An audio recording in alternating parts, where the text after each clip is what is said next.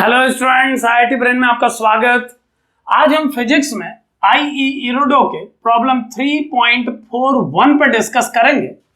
सो एक बार आप पहले क्वेश्चन सुने। A point electric dipole with a moment P is placed in an external uniform electric field whose strength vector equals E naught vector with P vector parallel to E naught vector.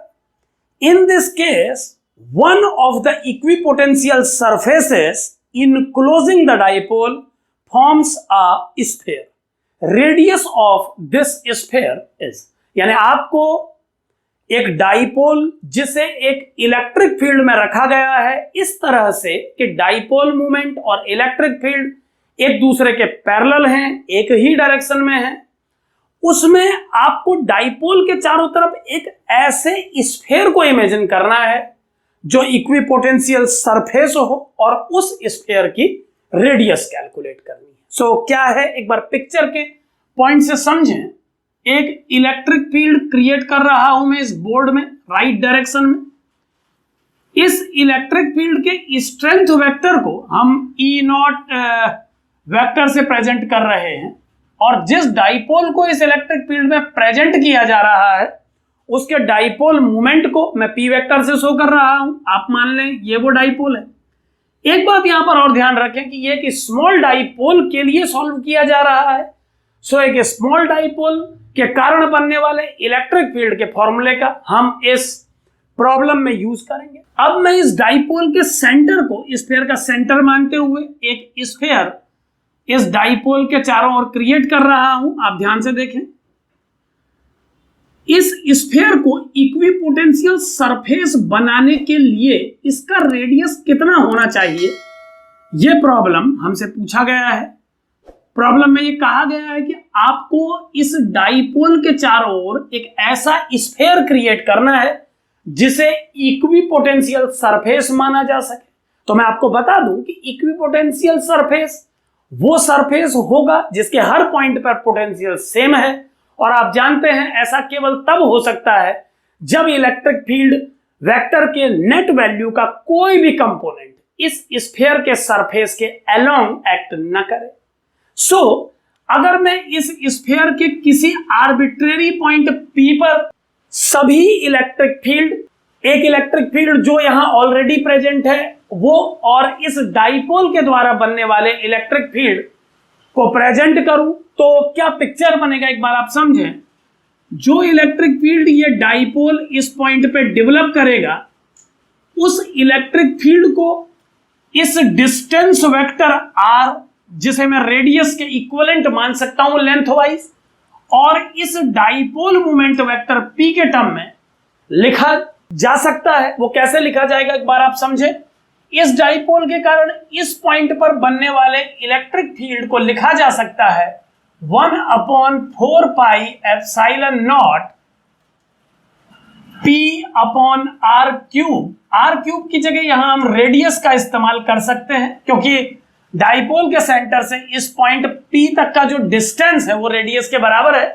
So 1/4 pi epsilon naught P upon R cube into 3 P unit vector dot R unit vector into R unit vector minus P unit vector. हम जानते हैं कुछ इस तरह से electric field को present किया जाता है एक डाइपोल के कारण किसी आर्बिट्रेरी पॉइंट पर, और एक इलेक्ट्रिक फील्ड आप देख पा रहे हैं कि E not vector already present है इस रीजन में। सो उस इलेक्ट्रिक फील्ड को जो पहले से ही प्रेजेंट है मैं मैग्नीट्यूड वाइज E नॉट, और चूंकि उसका डायरेक्शन P के अलोंग है तो P वेक्टर यूज करके कुछ इस तरह से लिख सकता हूं।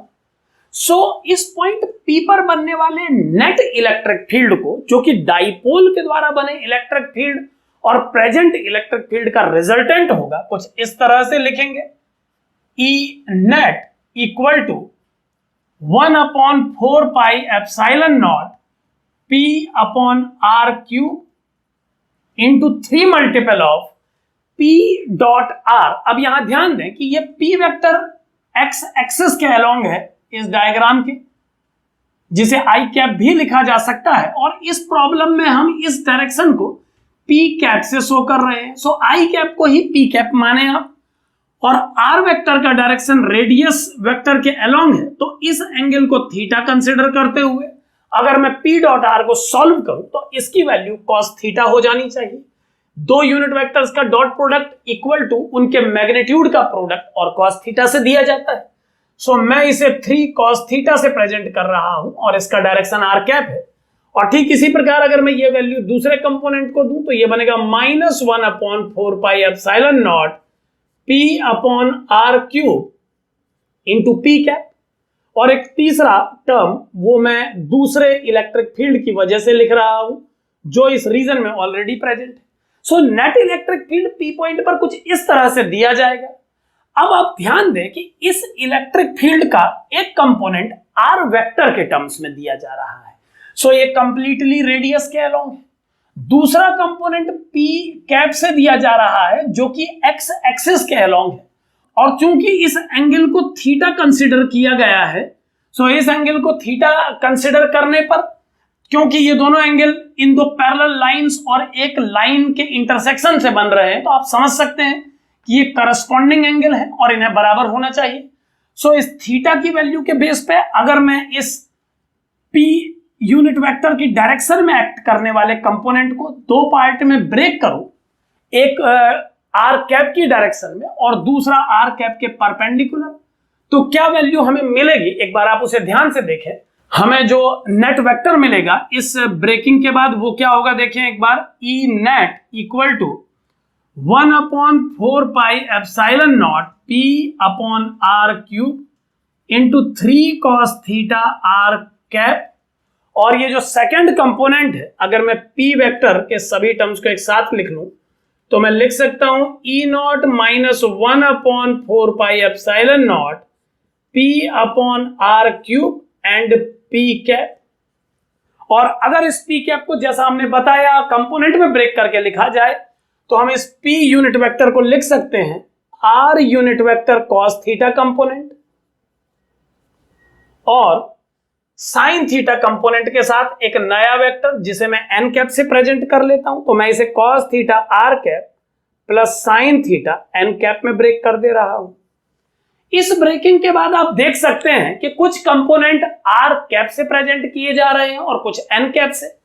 तो इन सभी की वैल्यू को एक साथ लेने के बाद जो टर्म बनेगा पहले आप उसे देख लें, यह बनेगा 1/4πε0 P upon are cube 3 cos theta, और अब आर कैप के साथ कुछ टर्म और आ रहे हैं, E not minus 1/4πε0 P upon are cube cos theta R cap, और सेकेंड टर्म आएगा E not minus 1/4πε0 P upon are cube sine theta N cap. यानी आर कैप और एन कैप के टर्म्स में इस कंप्लीट इलेक्ट्रिक फील्ड को कुछ इस तरह से लिखा जा सकता है। अब आप ध्यान दें कि अगर इस सरफेस को इक्विपोटेंशियल सरफेस बनाना है तो इसके इक्विपोटेंशियल सरफेस बनने के लिए एन कैप वेक्टर कंपोनेंट को 0 होना चाहिए। सो अगर इस एक्सप्रेशन में मैं इस एन कैप कंपोनेंट को 0 के इक्वेट कर दूं तो दो आउटकम मिलेंगे, या तो साइन थीटा को 0 होना चाहिए या इस टर्म को। चूंकि थीटा आर्बिट्रेरीली टेक किया गया है तो उसे 0 नहीं कहा जा सकता क्योंकि उसकी वैल्यू डिफरेंट हो सकती है। सो मुझे इस सेकंड टर्म को 0 के इक्वल करना होगा और इसे 0 से इक्वेट करने पर जो वैल्यू मुझे मिलेगी वो होगी E not equal to 1/4πε0 P upon are cube, और फाइनली इसे सॉल्व करने पर जो आर का वैल्यू आएगा वो होगा 1/4πε0 P upon E not cubic root.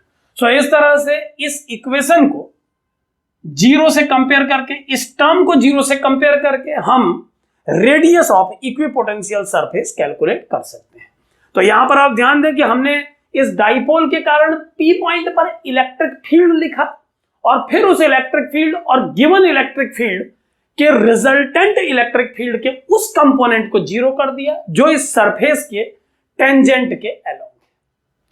एक बात यहां पर और ध्यान दें कि हमने इस क्वेश्चन को सॉल्व करने के लिए जिस फॉर्मूले का यूज किया वो फॉर्मूला P और R की डायरेक्शन में लिखा जाने वाला वेक्टोरियल फॉर्मूला है।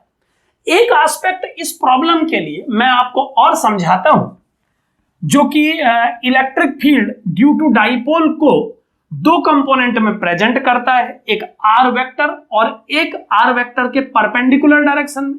सो अगर उस पैटर्न में मैं इस प्रॉब्लम को सॉल्व करूं तो आप उसे भी देख लें। ये एक अलग मेथड नहीं है, बस इलेक्ट्रिक फील्ड डाइपोल के कारण जो बनता है उसे लिखने का अलग तरीका मैं इस्तेमाल कर रहा हूं।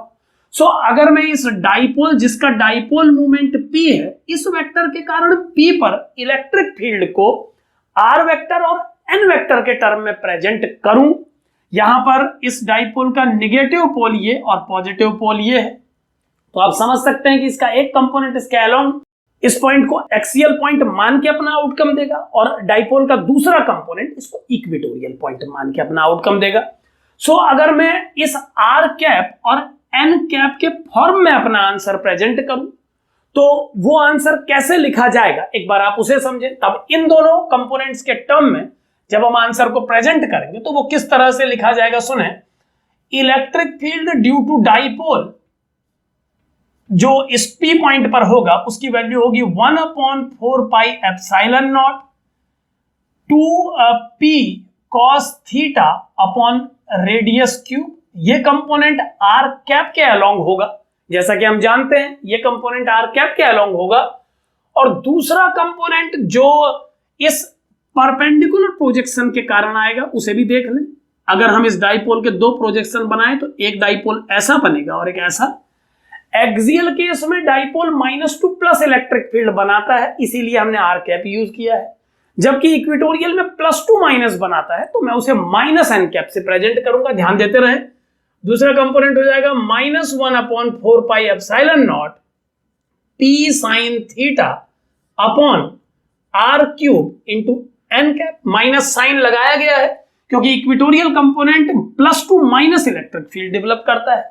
अब ये इलेक्ट्रिक फील्ड हमने डायरेक्ट P पॉइंट पे लिखा है इस डाइपोल के कारण। इस बार हमारा लिखने का तरीका अलग है। पिछले बार हमने P वेक्टर और R वेक्टर के टर्म्स में लिखा था, इस बार हम इस डाइपोल के एक्सियल और इक्वेटोरियल कंपोनेंट के फॉर्म में लिख रहे हैं। आप दोनों में कंपैरिजन करके अपने लिए सुटेबल वे को चूज कर लें। दोनों मेथड एक ही हैं, तभी हम इन दोनों को एक साथ ही सॉल्व कर रहे हैं। केवल ये फर्स्ट स्टेप को सॉल्व करने के तरीके में डिफरेंस क्रिएट किया जा रहा है। सो डाइपोल ने इतना इलेक्ट्रिक फील्ड डेवलप किया और जो इलेक्ट्रिक फील्ड ऑलरेडी प्रेजेंट है उस इलेक्ट्रिक फील्ड को हम लिख सकते हैं E नॉट वेक्टर, और कंपोनेंट लैंग्वेज में इसे लिखा जाएगा E not cos theta R cap और E not sin theta N cap. अब जैसा कि हमने इससे पहले कहा कि इस सरफेस को इक्विपोटेंशियल सरफेस बनाने के लिए सरफेस के अलोंग कंपोनेंट्स को 0 हो जाना चाहिए। सरफेस के अलोंग इलेक्ट्रिक फील्ड का वैल्यू 0 होना चाहिए। सो इन दोनों वेक्टर्स को ऐड करने पर आप नेट इलेक्ट्रिक फील्ड वैसे ही निकालें जैसे आपने इससे पहले कैलकुलेट किया, और फाइनली n कैप के साथ आने वाले कंपोनेंट्स को 0 के इक्वल कर दें, क्योंकि इक्विपोटेंशियल सरफेस बनाने के लिए हम जानते हैं कि इलेक्ट्रिक फील्ड का कोई भी कंपोनेंट सरफेस के अलोंग नहीं आना चाहिए। ये बात आप जानते हैं कि इलेक्ट्रिक फील्ड की डायरेक्शन में पोटेंशियल की वैल्यू चेंज होती है। सो अगर ये इक्विपोटेंशियल सरफेस है तो इलेक्ट्रिक फील्ड का कंपोनेंट किसी भी हालत में सरफेस के अलोंग नहीं आना चाहिए। सो जो इलेक्ट्रिक फील्ड का n कैप कंपोनेंट है उसकी नेट वैल्यू में यहां से देख रहा हूं, यह है -1/4 pi epsilon naught p sin theta upon R cube plus E not sin theta, और इसे मैं 0 से इक्वल कर रहा हूं।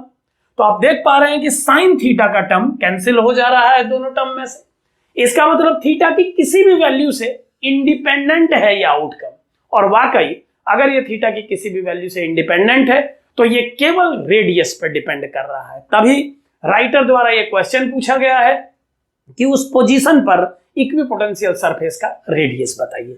अब साइन थीटा को हटाने के बाद अगर मैं इसे सॉल्व करूं तो R क्यूब का वैल्यू आ जाएगा 1/4 pi epsilon naught P upon E not, जो कि वही वैल्यू है जो इससे पिछले स्टेप में हमने सॉल्व किया था। सो इस तरह से आप एक रेडियस पता कर सकते हैं जिस रेडियस पर एक इक्विपोटेंशियल सरफेस तैयार होगा। फर्स्ट स्टेप को सॉल्व करने के दो तरीके हैं, हमने आपको दोनों बताए। पहले तरीके में हमने वो स्टैंडर्ड रिजल्ट यूज किया जिसमें पी वेक्टर और आर वेक्टर का यूज किया जाता है इलेक्ट्रिक फील्ड को प्रेजेंट करने के लिए किसी डाइपोल के कारण। और दूसरे केस में फर्स्ट स्टेप में हमने उस फॉर्मूले को यूज किया जो एक्सियल और इक्वेटोरियल टर्म्स के रूप में डाइपोल के इलेक्ट्रिक फील्ड को प्रेजेंट करता है। सो फर्स्ट स्टेप डिफरेंट था, बाकी बेसिक कंसेप्ट सेम ही है और इस तरह से आप इस प्रॉब्लम को सॉल्व कर सकते हैं। Thank you.